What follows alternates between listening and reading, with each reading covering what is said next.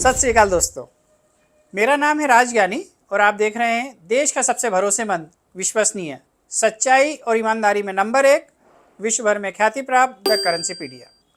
एक बार फिर से दिल से स्वागत है आप सभी का आपकी अपनी करेंसी की दुनिया द करेंसीपीडिया पर। दोस्तों, आज का वीडियो बहुत ही खास होने वाला है। जैसा कि आपको याद होगा, अभी पिछले कुछ दिनों पहले ही हमने एक वीडियो डाला था जिसमें हमने आपको बताया था कि 1 पैस मतलब 1 पैसा और एक नया पैसा और 1 पैसा, ये तीनों का डिनोमिनेशन तो एक ही है, 1 पैसा, लेकिन इनकी मॉनेटरी वैल्यू में बहुत ज़्यादा फर्क है। तो आज का यह वीडियो उसी टॉपिक पर है।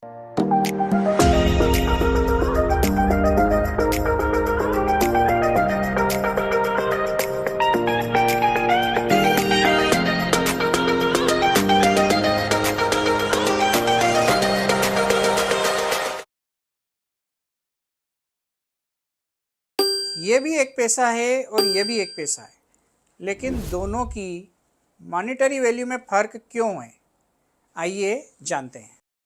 यह सिक्के बने थे 1950 से लेके 1955 तक। 1950, 51, 52, 53, 54 और 55, ये 6 साल तक यह सिक्के चले। चूँकि भारत को आज़ाद हुए अभी ज़्यादा वक्त नहीं हुआ था और सारे सिस्टम भारतीय लोग अपने हिसाब से बनाने की कोशिश कर रहे थे, लेकिन पैसा एक ऐसी चीज़ है जिसे पहले दिन से ही ज़रूरत पड़ती है। मतलब विनिमय करने के लिए आप दूध खरीदने भी जाएंगे तो आपको पैसा देना है या कुछ चीज़ देना है जिससे आप दूध खरीद पाएंगे। इस वजह से जो ब्रिटिश शासन में मॉनेटरी सिस्टम चल रहा था, आना सीरीज, उसी सीरीज को कंटिन्यू रखते हुए भारत सरकार ने 1950 से 55 तक आना सीरीज को ही एडॉप्ट किया था। लेकिन 1955 के बाद 1957 में भारत ने दशमलव सीरीज को अपनाया। मतलब जो रुपया है उसे 100 अलग अलग भागों में डिवाइड कर दिया गया। मतलब 1 रुपये में 100 पैसे। चूँकि 1 पैस पहले भी चल रहा था तो लोग कंफ्यूज ना हो जाएं, इस वजह से 1957 में जब पहली बार 1 पैसा जारी किया गया तो उसे लिखा जाने लगा एक नया पैसा। मतलब वो 1 पैसा पुराना वाला हो गया और ये नया वाला हो गया, तो इस वजह से एक नया पैसा लिखा जाने लगा। 1957 में जो एक नया पैसा जारी किया गया था, इसका मेटल था ब्रोंज, वज़न था 1.5 ग्राम, साइज थी 16 mm और शेप सर्कुलर। 1957 से 61 मतलब 1957 से 1961, 5 सालों तक यह एक नया पैसा ब्रोंज में डाला जाता था। और उसके बाद 1962-63 ये 2 साल ऐसे थे जब ये पैसा निकल और ब्रास की मिश्र धातु में ढाला गया। चूँकि उस टाइम पे भारत में 3 ही सिक्के ढालने की मिंट थी, एक बॉम्बे, दूसरी कलकत्ता, तीसरी हैदराबाद। इस वजह से एक नए पैसे के सिक्के नोएडा मिंट द्वारा नहीं ढाले गए हैं। तो इस तरीके से एक नए पैसे की शुरुआत हुई, लेकिन 5, 6, 7 साल बाद जब आदत पड़ जाती है तो हमें भी, हमारे जो भारतीय लोग थे उनको भी आदत पड़ गई, उनको समझ में आ गया कि एक नया पैसा और 1 पैसा दोनों में फ़र्क है। इस वजह से 1963 के बाद जो अगला सिक्का ढाला गया 1964 में, उसमें एक नया पैसा नहीं लिखा था, उसमें सिर्फ 1 पैसा लिखा था। चूँकि आदत हो गई थी तो इस वजह से 1964 से भारत के सिक्कों पर 1 पैसा, 2 पैसे, 5 पैसे लिखा जाने लगा। अब जो 1964 में 1 पैसा जारी किया गया था उस पे लिखा था रुपए का 100वां भाग, मध्य में इंटरनेशनल नंबर में अंक 1 उसके नीचे देवनागरी में एक पैसा और एक पैसा के नीचे मिंटिंग ईयर 1964 और मिंटिंग ईयर के नीचे मिंट मार्क दिया रहता है।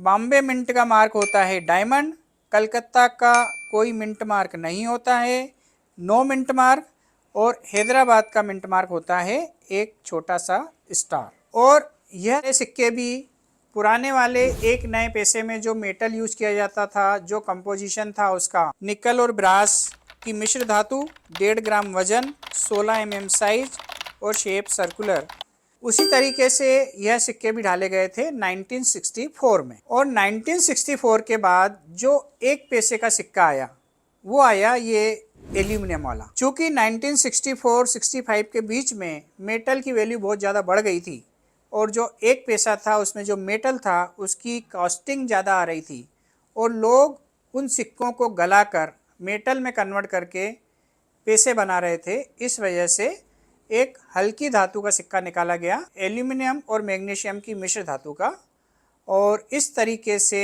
ये एक पैसे का चौकोर सिक्का एल्यूमिनियम वाला निकाला गया। इस सिक्के की डिजाइन में चेंज किया गया है। फ्रंट तो लगभग वैसा ही है, बड़ा सा अशोक एम्बलम, बाईं तरफ देवनागरी में भारत और राइट हैंड साइड इंग्लिश में इंडिया लिखा होता था, और सिक्के के रिवर्स में सिक्के की वैल्यू 1 इंटरनेशनल नंबर में लिखी गई है। पैसा देवनागरी में बाईं तरफ और पैसा इंग्लिश में राइट हैंड साइड लिखा गया है।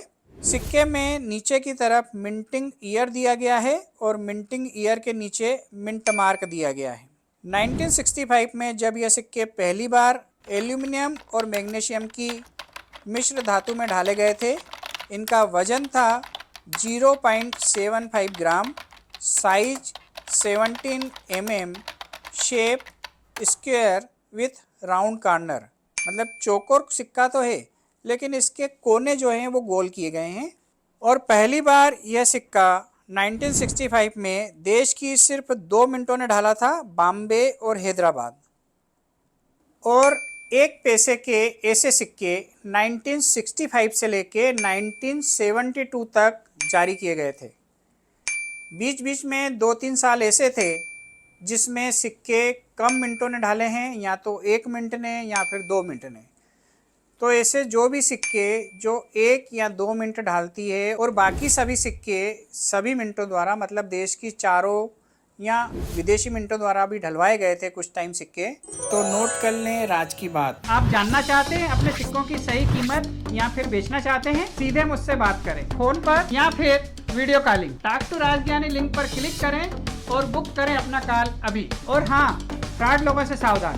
मेरी फोटो या द करेंसीपीडिया से मिलते जुलते नाम वाले फेक चैनल और फेसबुक पेज वालों से सावधान रहें, बच कर रहें।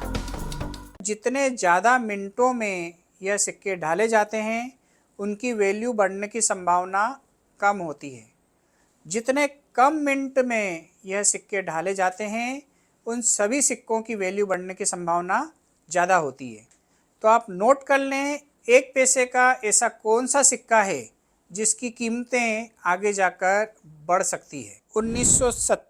1970 में यह सिक्का मात्र कलकत्ता मिंट द्वारा ढाला गया था, इस वजह से इसके रेट बढ़ने की संभावना ज़्यादा होती है। फिर 1971 में भी यह सिक्का मात्र हैदराबाद मिंट द्वारा जारी किया गया था। और जैसा कि मैंने आपको बता रखा है कि कोई भी सिक्का जब पहली बार या आखिरी बार ढाला जाता है तो उस सन के सिक्कों की रेट बढ़ने की संभावना ज़्यादा होती है। तो यह सिक्का पहली बार 1965 में जारी किया गया था, तो 65 के दोनों मिनट के सिक्कों के रेट बढ़ने की संभावना है।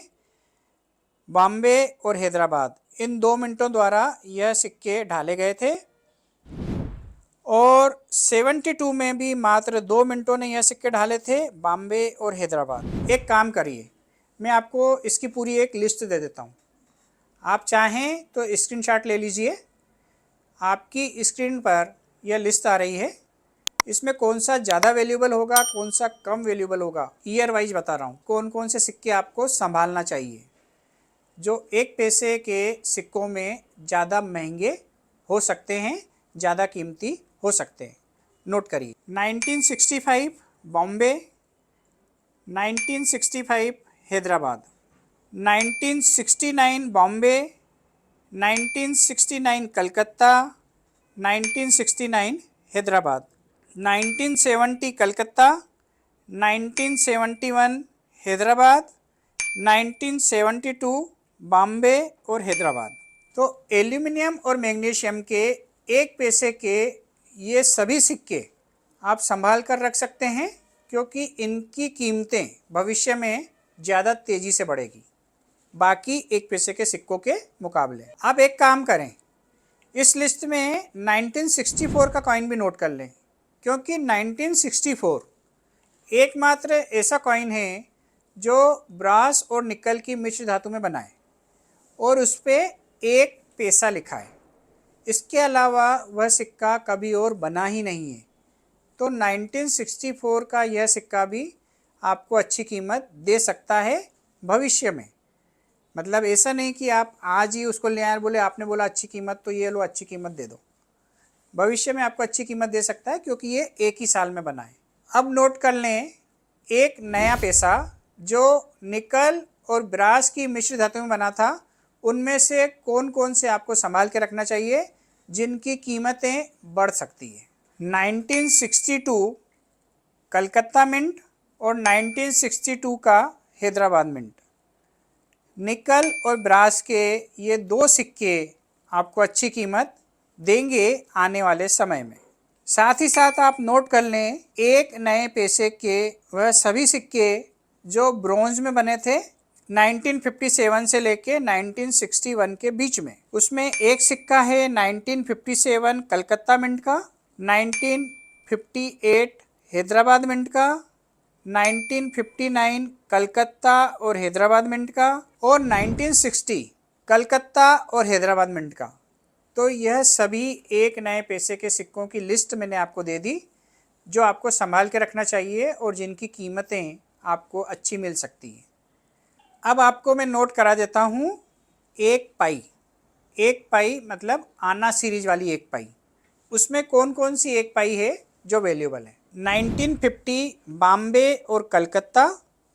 आप देखिए एक बार फिर से ये साबित हो रहा है कि जो सिक्का सबसे पहली बार ढाला जाता है उसकी कीमत ज़्यादा होती ही है। 1950 में 1 पाई पहली बार ढाला गया था, तो 1950 के दोनों सिक्के, चाहे वो बॉम्बे का हो या फिर कलकत्ता का, दोनों ही सिक्के वैल्यूएबल होते हैं। आप इन्हें अपने कलेक्शन में रख सकते हैं। और इसके बाद 1 पाई के 3 वो सिक्के जो बहुत ही ज़्यादा वैल्यूएबल हैं और इनके कई वीडियो आप देख चुके हैं। कई बार मैं आपको एग्जीबिशंस में भी बता चुका हूँ कि 1953, 1954 और 1955 हैदराबाद मिंट। हैदराबाद मिंट के ये तीनों ही सिक्के बहुत वैल्यूएबल हैं और ये सिक्के आप चाहें तो आज भी अच्छी कीमतों पर बेच सकते हैं। 1953, 54 या 55 का 1 पाई का सिक्का आपके पास हो तो आप किसी भी एग्जीबिशंस में जाके, किसी भी दुकान पे जाके जहाँ पे सिक्कों का आदान प्रदान होता है, या फिर किसी ऑक्शन हाउस में जाकर भी इन सिक्कों को बेच सकते हैं और बहुत अच्छा प्रॉफिट कमा सकते हैं। मॉनिटरी वैल्यू मतलब मौद्रिक मूल्य। 16 आने होते थे जब 1 रुपये में, तो 16 आने में 64 पाई होती थी। 1 आने में 4 पाई, तो 16 आने में 64 पाई। और अभी का जो 1 रुपया चलता है उसमें 1 रुपये में 100 पैसा होता है, मतलब 100 पाई होती है। इस वजह से जो ब्रिटिश शासनकाल के बाद 1950 से लेके 1955 तक जो सिक्के चले थे वो आना सीरीज के थे और आना सीरीज में 64 पाई का 1 रुपया होता था। लेकिन 1957 से भारत ने दशमलव सीरीज को एडॉप्ट किया और दशमलव सीरीज में 100 पैसे होते हैं। तो ये बेसिक फ़र्क है पुरानी वाली पाई में और नई वाली पाई में। उसमें 64 पाई का 1 रुपया होता है और इसमें 100 पाई का 1 रुपया होता है। आशा है आपको यह जानकारी अच्छी लगी होगी और आज के इस वीडियो से आपको मालूम पड़ा होगा, आपको समझ में आया होगा, आपके कन्फ्यूजन दूर हो गए होंगे कि 1 पाई और 1 पाई में क्या फ़र्क है। तो मैं उम्मीद करता हूँ ये जानकारी से परिपूर्ण वीडियो आप बहुत पसंद करेंगे और ज़्यादा से ज़्यादा लोगों को इसे शेयर करेंगे, ताकि उन लोगों को भी ये फ़र्क समझ में आए कि एक पाई और एक पाई में क्या फ़र्क है। धन्यवाद। आज के लिए बस इतना ही। बहुत ही जल्द हम फिर मिलते हैं एक नए रोचक, अद्भुत और ज्ञानवर्धक वीडियो के साथ। तब तक के लिए आप अपना बहुत ज़्यादा ख्याल रखिएगा, आपके अपनों के लिए, हमारे लिए, देश के लिए और दुनिया के लिए। और हाँ, मुस्कुराते रहिएगा, क्योंकि आप कैमरे की नज़र में हैं और ईश्वर आपको देख रहे हैं। जय हिंद, जय भारत।